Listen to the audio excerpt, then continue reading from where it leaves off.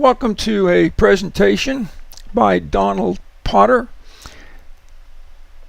and this is I want to direct your attention to a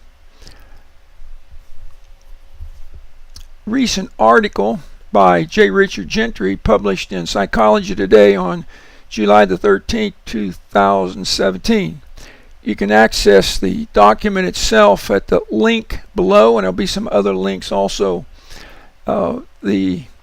This post is entitled Lousy Spelling: Why Americans Can't Read or Think Well. The subtitle is Spelling is for Reading, Teaching Spelling for Better Reading Test Scores. I've made this the print large, so I hope you can read it right off the YouTube video here, but you're more than welcome to slip. It's a 4-page report. You're welcome to slip down to the bottom and click on the link to this article on the Psychology Today website. Let's dig into this. Many Americans can't read or think well because they have incomplete representations in memory of, guess what?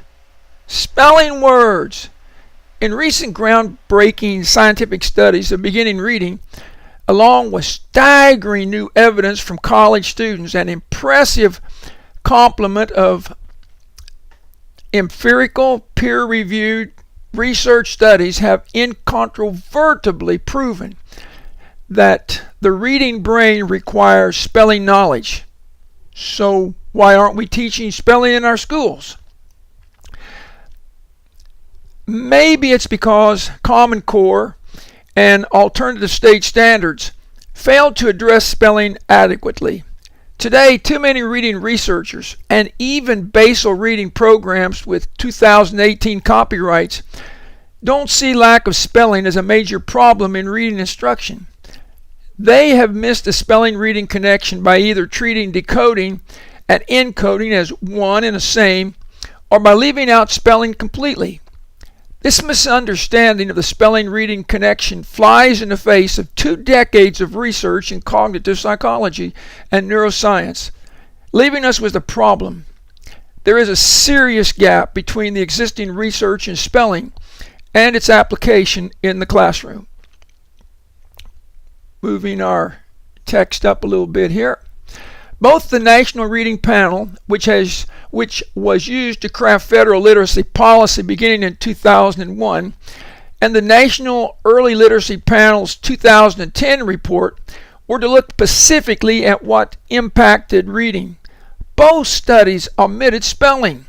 Spelling knowledge, called encoding, is now the missing piece of the literacy puzzle that plagues America. Perhaps the fact that spelling was omitted from both panel reports is the reason that spelling is likely not on your child's state achievement test. It used to be tested nationally, and even though spelling is now proven to increase reading scores, it's not uncommon for principals to tell teachers to skip teaching spelling because they need time for test prep. It seems as if we continue to weigh the cow over and over without feeding it. Just as cows need feed stuff to grow, a dictionary of academic words in the children's brains are the feed stuff for growing higher test scores, college and career readiness, and deeper levels of thinking. I'm not going to comment much on that, but this is worth reading over and over and thinking about. If you need to look, if you're a principal, you need to look at your school. And you need to make sure that spelling is getting the priority that it needs, and to see the connection between between spelling and reading, and as we read here, even deeper levels of thinking. Page 2, pressing on. While schools persist in shortchanging the teaching of spelling, common sense dictates that one can read, write, and generally make meaning with any word for which he or she can retrieve the correct spelling by using the brain, not just a digital tool. Research-wise, spelling is considered to be a quote, deeper level, end quote, of vocabulary knowledge. You can test that against your own experience. It doesn't matter if one is a first grader, fifth grader, or high schooler or adult reader like yourself. One can likely read and speak many more words correctly than one can spell correctly due to the deep level of vocabulary knowledge required for correct spelling. Correct spelling in the brain's dictionary is a terrific access. A deep level of spelling knowledge makes words available for lifelong retrieval and application, and for building upon and expanding academic and general knowledge. If you can spell it, you can read it. How could anything so simple be so misunderstood? Spelling Research 2008 to the present. Compelling new research proves that teaching kids to spell in kindergarten and first grade using techniques that support the use of invented spelling not only increases end of first grade reading scores but also resulted in better conventional spellers. This research is getting noticed. When I highlighted the study in a recent post entitled "Landmark Study Finds Better Path to Reading Success," it attracted 60,000 readers in just 2 months. See the link below if you missed it. The most important finding is that this practice is more effective than two primary techniques supported by the National Reading Panel and the National Early Literacy Panel, because both phonemic awareness and alphabet knowledge, which certainly are important, are brought about by appropriate teacher scaffolding of invented spellings as children pass through the beginning developmental phases of breaking the English code. You can see the references there. In 2015, Dan Willingham wrote about the importance of spelling to read for high school students. A meta-analysis highlights connections between orthographic representations in the brain, spelling accuracy, and reading, all supporting the notion that spelling instruction is a way to improve reading. In a spelling to read study with university students, researchers, and he mentions 3 of them there, directly tested the theory that inaccurate spelling reflects incomplete word representations in memory. They found that teaching spelling of difficult vocabulary words misspelled by college students improved their reading speed, showing that improving spelling was as important for reading even in college. And you can easily see the implications for where this research is going. Next, we have a section that's headed, "A nation of poor spellers begets a nation of poor readers and sloppy thinkers." Many schools haven't been teaching spelling effectively since whole language theory, which abandoned the importance of spelling and phonics and placed spelling instruction on the back burner for more than 2 decades. For example, Elaine Wu reported a connection between poor reading scores in California and not teaching spelling. In the mid-1970s through 1980s, spelling and reading scores on the then widely used Iowa test of basic skills, standardized tests, had been on the rise, but according to Wu, abandoning the systematic and explicit teaching of spelling and the whole language theory that language skills should come naturally, end quote, resulted in 1.7 million second through 10th grade California students producing spelling scores that were even lower than reading scores in the 1995-96.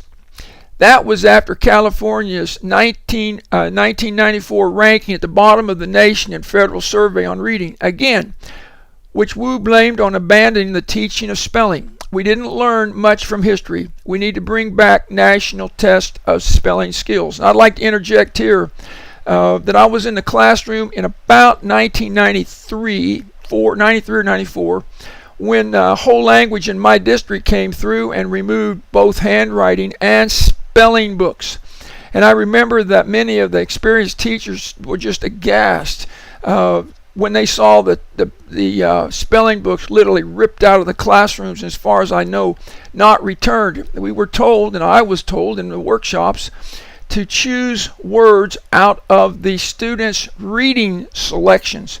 And so rather than have a systematic step-by-step approach, we were just simply to pick out the words. And I can tell you from my, well, I didn't actually do that, but that's what we were told to do.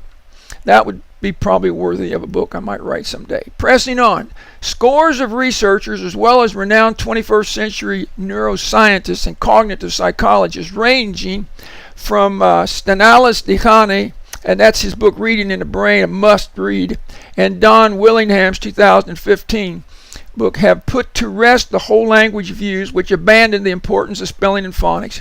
Yet, the gap between what we do in school with spelling and what the research says persists. For example, if your child's school is doing the popular, misunderstood, but supposedly progressive practice called word study, which has students engaged in word sorting but no Friday spelling test, not enough practice and no monitoring for mastery and retention, then your school is stuck in a 2 decades old whole language spelling practice that is not one iota of independent research to back it up as a curriculum.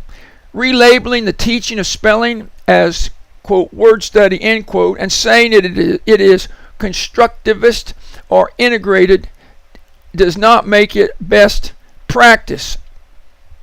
And I need to fix that quotation mark there, which I will. In fact, give me a second. Thank you. All right, or integrated does not make it best practice. I get great satisfaction of hearing an expert say what I was saying about 20 years ago. If I'm stepping on some toes, I'm sorry.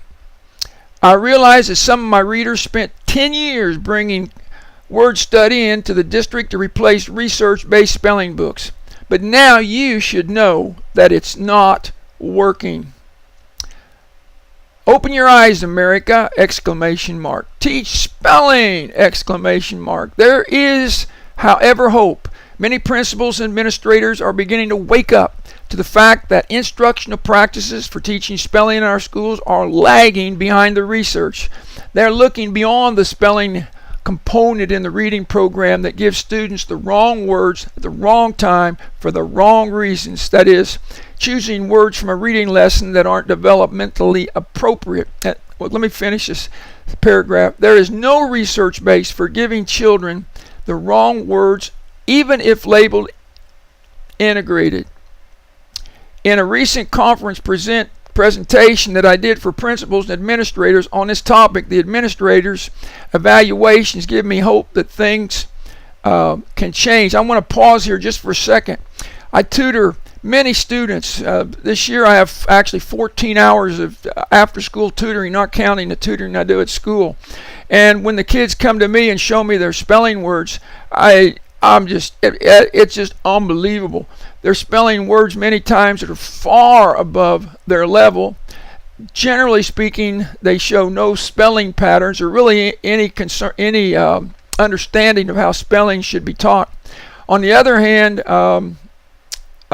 Gentry has his own spelling program, and if I may mention, there's over 600 words in my first grade spelling program entitled Blend Phonics Lessons and Stories. And so as I teach reading, I always integrate spelling, and I expect my kids to be able to spell most of the words that they can read. Pressing on. Let's see what these administrators had to say when they heard Gentry.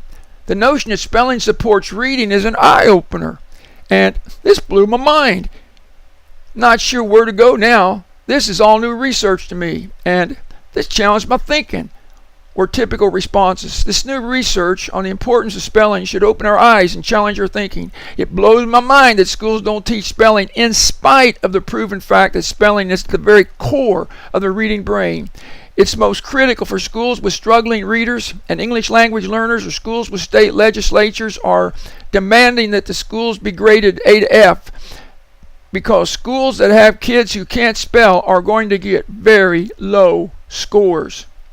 And finally, and I have actually had teachers tell me, Well, we can't teach spelling and handwriting because there's not room for it in the curriculum. We have to get kids ready for out here in Texas, the tax test. You can see how contradictory that is. The very practice that would raise the scores the highest are being laid aside, and activities that don't gain nearly as much traction are being used. Anyway, if we want to, here's the final analysis, the final conclusion.